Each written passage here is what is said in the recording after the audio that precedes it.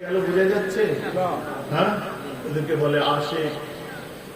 খিদেতে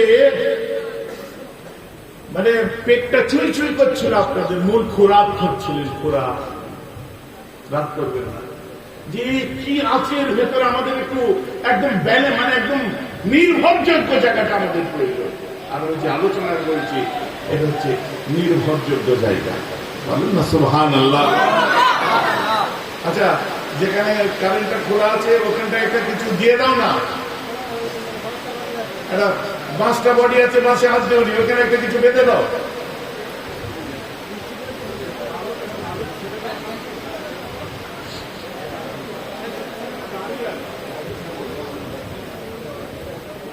এখন আমার ওয়াজ বাকি আছে তো।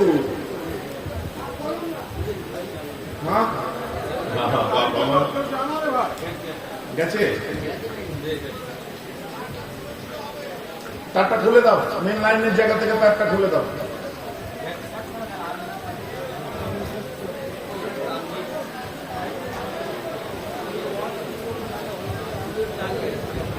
কত সুন্দর পরিবেশে আপনারা বসেছেন। যাক, চলুন আমি যেটা বলছিলাম,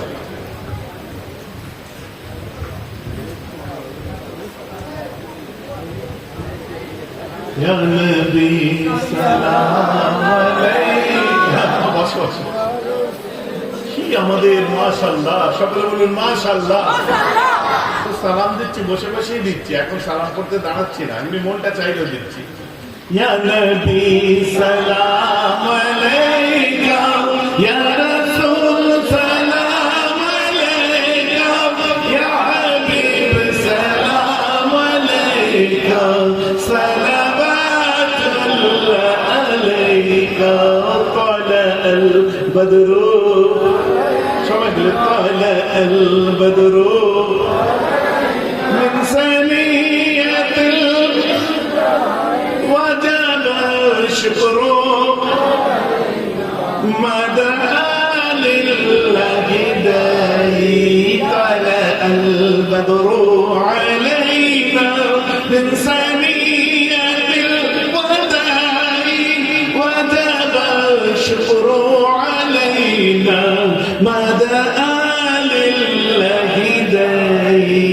يا نبي سلام عليك، يا رسول سلام عليك، يا حبيب سلام عليك، صلوات الله عليك. হ্যাঁ, এবারে বলি যেটা আমি বলছিলাম, আল্লাহ রাসূল দুনিয়ার বাদশা করনে মানাজিলে যে আল্লাহর কাছে দোয়া চাইলেন, জিবরাইল বলছে, এই আল্লাহ রাসূল বলে কি, আমার এই যে এতগুলো চারপাশে ফেরেশতা বসে এসেছে আপনি দেখছেন? বাবা, এত ফেরেশতা? বলছে হুজুর, এই সব ফেরেশতা এরা দায়িত্বে আছে পাহাড়ে। বুঝতে পারছেন? আপনাকে এই যে আঘাত করেছে, এরা সব দায়িত্বে আছে পাহাড়ে। হুজুর, আল্লাহ এদের পাঠিয়েছে, আপনি একটা হুকুম করুন, একটা একটা পাহাড় করে এলাকাকে এলাকা চাপা দিয়ে পিষে মেরে দেবে। আমার নবী আল্লাহর দিকে তাকিয়ে বলছে, আল্লাহ, এরা আমাকে কষ্ট দিলে পরবর্তীতে হয়তো এদের বংশধররা আমাকে মেরে দেবে। আল্লাহ,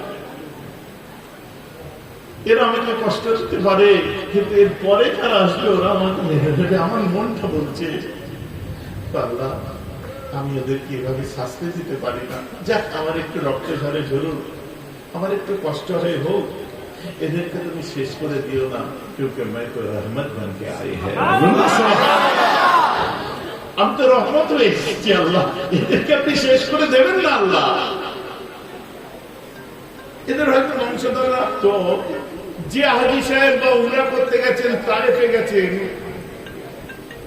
তায়েফে বেড়াতে গেছেন, সে কাঁটামুড়ির ঘর টর আছে, যারা জাননি আল্লাহ তাদেরকে নিয়ে যাওয়ার, সকলে বললেন আমিন। আজকে বসে নিয়ত করে নেন, টাকা জমলে সামনে বছরে যাবো, আজকে নিয়ত করলেন বসে, এর বেশি টাকার ব্যাপার নয়। মোড়ে পিঠে যেমন মোবাইল কিনতে টাকা জোগাড় করো, তোর মোড়ে পিঠে একবার লাখখানিক টাকা কি 1,20,000 টাকা জমা করে নাও, সামনে বছরে চলে যাও, ঘুরে চলে এসো। সকলে বলেন আমিন। সময় দিলাম 30 সেকেন্ড, নিয়ত করুন আল্লাহ আপনি একবার আপনার ঘর, আপনার রাসূলের সোনার মদিনা 2 চোখে দেখার তৌফিক আতা করেন। আল্লাহ আমি নিয়ত করছি, আমার নিয়তকে তাড়াতাড়ি আপনি কবুল করেন। সকলে বলুন আমিন। নিয়ত হলো তো নাকি একবার যাবেন, একবার যাবেন, বেড়াতে যাবেন, ওর থেকে ভালো বেড়াবার জায়গা নেই। আমি দেশ বিদেশ ঘোরা মানুষ, আমি তো বলছি পাহাড়, আপনি রাজস্থান যাবেন, এখানে যাবেন, ওখানে যাবেন, যেখানে যান সারা বিশ্বে যা আছে ভারতবর্ষে ওটাই আছে। কিন্তু অরিজিনাল পাহাড়ের মজা যদি নিতে হয় সেখানে চলে যান, জাবালে মালাইক দেখতে পাবেন। বালির পাহাড়, বিশাল বড় বদর প্রান্তে যে মালাইকারা নেমেছিল, সেখানে প্রত্যেকটা পাহাড়ের পিছনে ইতিহাস লুকিয়ে আছে। বলেন তো সুবহানাল্লাহ, মনের সঙ্গে মিলে যাবে। গারে সৌর, বুঝতে পেরেছেন? গারে সৌর মক্কার সব থেকে উঁচু পাহাড়, 5940 ফুট উঁচু। ওখানে সিঁড়ি নেই, ওখানে পাহাড় বেয়ে বেয়ে হাইকিং করে করে উপরে উঠতে হয়। একটা আশ্চর্য কথা শুনবেন, শুনবেন কি? এই মোটাও সেখানে উঠেছিল, এই মোটা অবাক। আমি উঠে নেমে আসার পর 3 দিন ভোরবেলায় গাড়ি নিয়ে দেখতে গেছি আমি উঠেছিলাম কি করে। সে পাহাড় তো পাহাড়, উঠছে তো উঠেই চলেছে।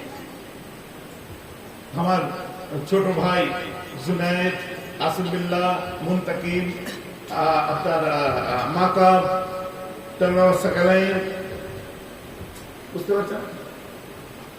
আল্লাহ ওদের ভালো করুক। ভাইজান কোনো ব্যাপার নয়, 4 ঘন্টা লাগবে, 3 ঘন্টা লাগবে, 10 ঘন্টা লাগবে। আপনি এক পা করে উঠে দাঁড়িয়ে পড়েন, এক পা করে উঠে দাঁড়িয়ে পড়েন। যে যখন পৌঁছালাম আমার রাসূল যেখানে, আপনার সব মানে একটা সাধারণ মানুষের মক্কা শরীফ মদিনা শরীফ যাওয়া আর একটা আলেমের যাওয়ার মধ্যে আকাশ পাতাল কথা। কথা বুঝতে পারছেন? টোটাল হিস্ট্রিটা চোখের সামনে ভেসে উঠছে। আমি বড় কোনো আলেম নয়, তবে একটু ইসলামের ইতিহাস তো পড়েছি, নাহলে এগুলো বলছি কি করে, মানে বুক ফেটে যাবে। জান্নাতুল বাকিতে আমি ঢুকতেই পারি না। ভাইজান ঢোকেননি? প্রত্যেক ফজরের ওয়াক্তে জিয়ারত করেছি, কিন্তু আমি ঢুকতে পারি না। যদি বলেন কেন? কারণ জান্নাতুল বাকির হিস্ট্রিটা আমি জানি। আবেগে ঢুকে চলে যাব, কিন্তু কোন সাহাবার রাস্তা তৈরি করা আছে, কোন সাহাবার কবরের উপর পা পড়ে যাবে। আমার মুর্শিদ, আমার শায়েখ বারবার বলতেন, রাসূলুল্লাহর দরবারে যাবে যে সালাম দিয়ে বাইরে চলে এসে বাইরে থেকে জিয়ারত করবে। সালাম দিয়ে বাইরে চলে আসতাম। নিজের গল্প আপনি পরে শোনানো হবে বৈঠকিতে, সেটা ব্যাপার নয়। আল্লাহ আপনাদের নিয়ে যান, গেলে বুঝতে পারবেন। এমন মুসলমান চতুর্দিকে পাহাড় আর পাহাড়, তায়েফবাসীদের যে নিজের চোখে দেখে আসবেন, তারা নিজে থেকে ঠান্ডা পানি আগিয়ে দেবে। আমার সঙ্গে একটা ঘটনা ঘটেছিল, বুঝলেন, যে আমি ওখানে গিয়ে একটা জায়গায় বসে রেস্ট নিয়ে কথাবার্তা বলছি আরবি ভাষায়। তো একজন একটু জোরে কথা বললো, পাশের মানুষটা তাদের চুপ করিয়ে। আমি ড্রাইভারকে জিজ্ঞেস করলাম যে ওকে চুপ করিয়ে দিল কেন? বলছে এদের মধ্যে এতটাই ভিতরে ভয় ঢুকে আছে, ইসলামের ইতিহাস এদেরকে আজও তাড়া করছে, যে যেন কোনো হাজি এসে না মনে করে যে এরা আমাদের সঙ্গে চিল্লে কথা বলবে না, নবীকে ছাড়ে না। যদি না যাতে কেউ না বলে ফেলে, তার জন্য আজও পর্যন্ত তারা কেবলমাত্র মুসলমান নয়, তারা বরং তাহজিবওয়ালা মুসলমান হয়েছে। বলুন না সুবহানাল্লাহ। Because of the grace of Almighty Allah and prayer of Prophet Muhammad sallallahu alaihi wasallam, none other than আর অন্য কিছু। এটা নবীজির দোয়া, আল্লাহ রহমত। চলো আমার রাসূল ওখান থেকে হাঁটতে আরম্ভ করলেন, হেঁটে হেঁটে হেঁটে হেঁটে মক্কার কাছাকাছি এসে গেছে। 14 কিলোমিটার আগে আল্লাহ রাসূল যখন 14 কিলোমিটার, মক্কা থেকে 14 মাইল দূর, জায়গাটার নাম হচ্ছে ওয়াদিয়ে নাখলা, বিশাল বড় খেজুরের বাগান। আল্লাহ রাসূল ওখানে পৌঁছেছেন, ফজরের ওয়াক্ত এসে গেছে। ফজরের ওয়াক্তে আল্লাহ রাসূল নামাজ পড়তে আরম্ভ করলেন, কিরাত করছেন সূরাতুল বাকারা। আল্লাহ রাসূল পড়তে আরম্ভ করলেন, দিল থেকে কিরাত করছে, আর আসমান দিয়ে কেউ উড়ে যাচ্ছে। কারা? হ্যালো, আরেকটু জোরে বলেন, কারা? জিন। ওই যে 9 জন জিন নাসরাইন শহরের পৃথিবী পরিক্রমা করতে বার হলো, যে আকাশে কিছু ঘটেনি। ওয়ান্না কুন্না নাকুদু মিনহা মাকাইদা লিস-সামি ফামান ইয়াসতামি'আন ইয়াজিদ লাহু শিহাবান রাসাদা। যে কেন আগুনের গোলা মারা হয়? আকাশ থেকে বললো পৃথিবীতে কিছু হয়েছে, দেখো আসমানি কিতাব এসেছে, নাই রাসূল এসেছে। ওরা একটা আওয়াজ শুনতে পায়, ওটা কিছু নয়। আবার রাসূল দাঁড়িয়ে নামাজ পড়তে পড়তে কিরাত করছিলেন, নামাজের মধ্যে কিরাত করছেন।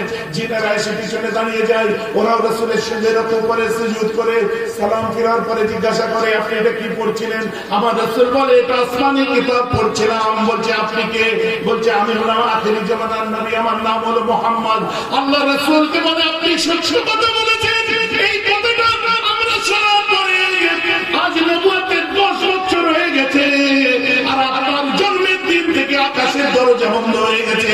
আমরা সেদিন থেকে করছিলাম, আজ আমরা জিনেরা মুসলমান হলাম, আর সাক্ষী দিলাম অবশ্যই আপনি আখেরি নবী।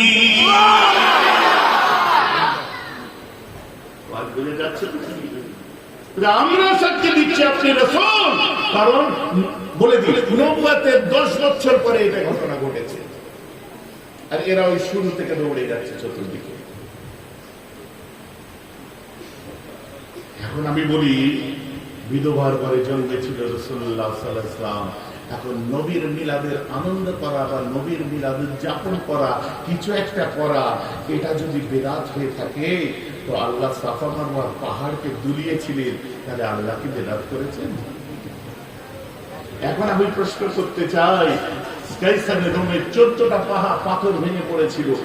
রোম সম্রাটের অট্টালিকা, আর্থকোয়েক, ট্রিমার, এটা কি ভূমিকম্প? না।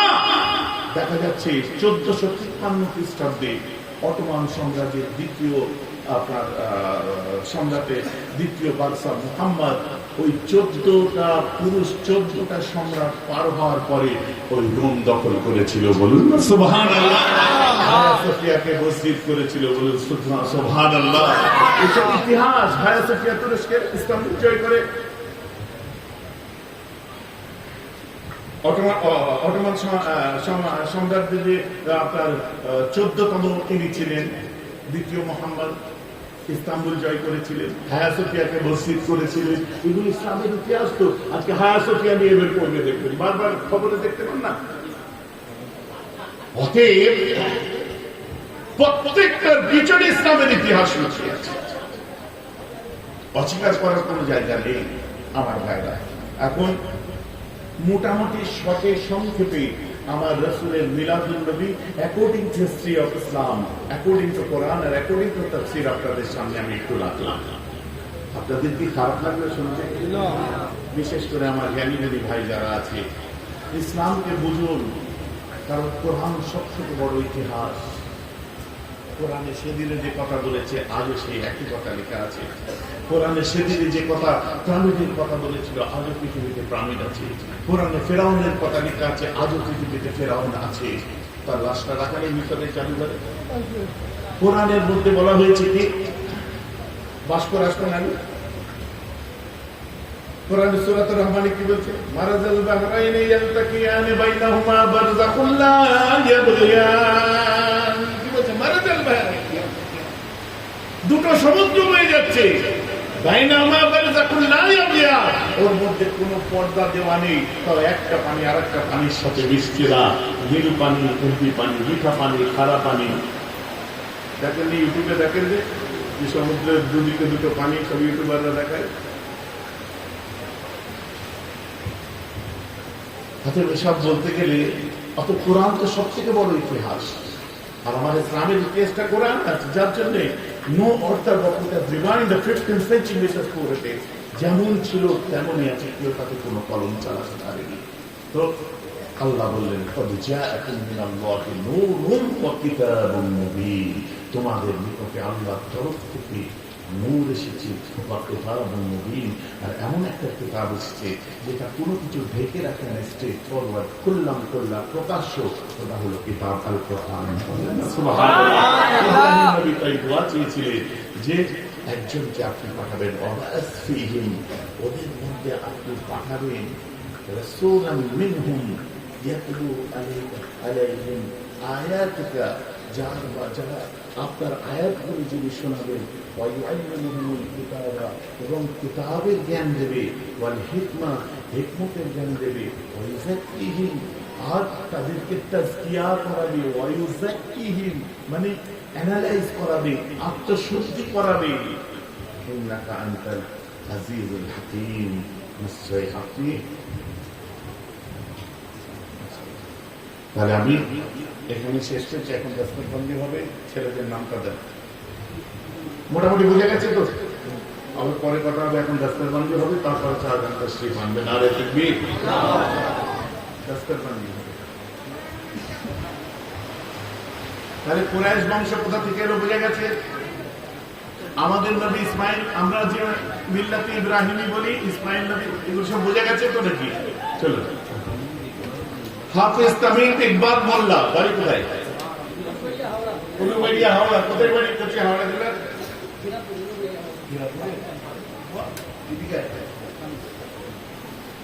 তো যদি আমি যদি নিয়ে ব্যস্ত হাফেজ হয়ে গেলি,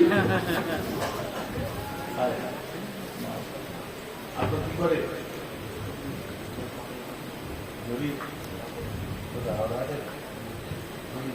আনলে আমি এদিকগুলো তো কাপড়ের ব্যবসা করছি, মাশাআল্লাহ। এখন আমাদের ব্যবসা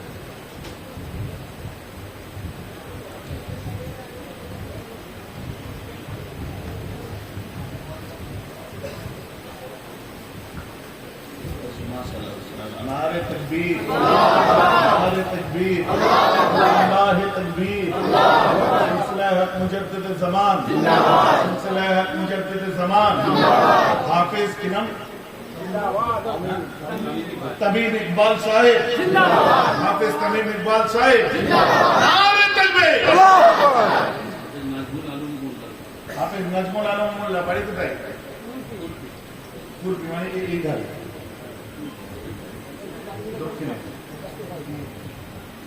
মাশাআল্লাহ,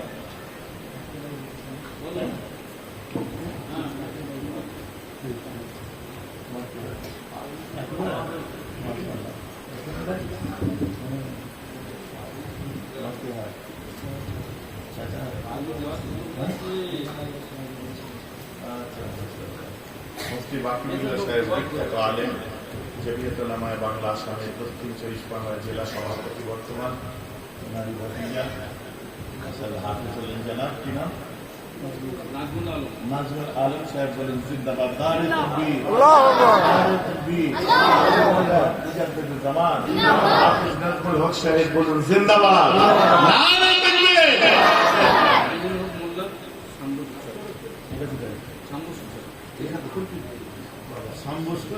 ডায়মন্ড হারবার থেকে 5 কিলোমিটার দূরে, ডায়মন্ড হারবার থেকে 5 কিলোমিটার দূরে, মাশাআল্লাহ। নদী আছে,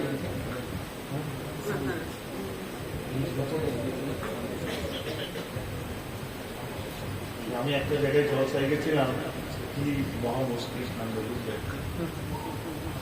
এমন তার নাম, তাকে মক্কা শরীফে ঢুকতে দেয়নি, বুঝলেন? জুমাইলস করে ঢুকান। নারে তাকবীর, নারে তাকবীর। কি নামটা হলো? আবুজুল হামাম, আবুজুল হামাম মারাই ছিল।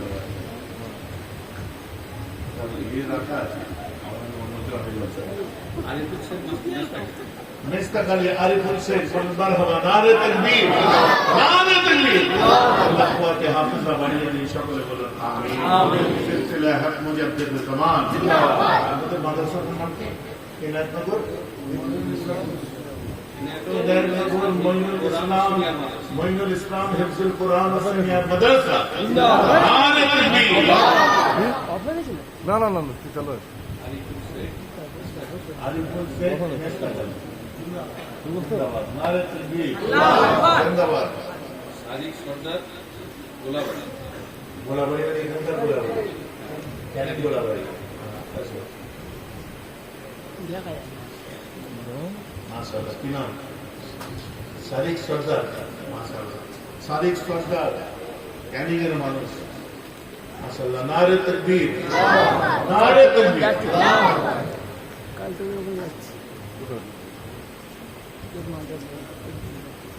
শারিক সর্দার সাহেব বলেন জিন্দাবাদ, নারে তাকবীর, নারে তাকবীর। আর মাশাআল্লাহ ইনায়াত মাহমুদ, মঈনুল ইসলাম হাফিজিয়া, মঈনুল ইসলাম মঈনুল ইসলাম হাফিজিয়া সিনিয়র মাদ্রাসার মাশাআল্লাহ, ওরা আবার শুনিয়েছে আর কি। 5 জন হলো, তাই তো? 5 জন হাফেজ ফারিগ হলো, তাদের দস্তবন্দি হলো। সকলে এদের জন্য দোয়া করবেন, আল্লাহ এদেরকে কবুল করুন। এখন আমি আপনাদের কাছ থেকে বিদায় নিচ্ছি। বিদায় নেওয়ার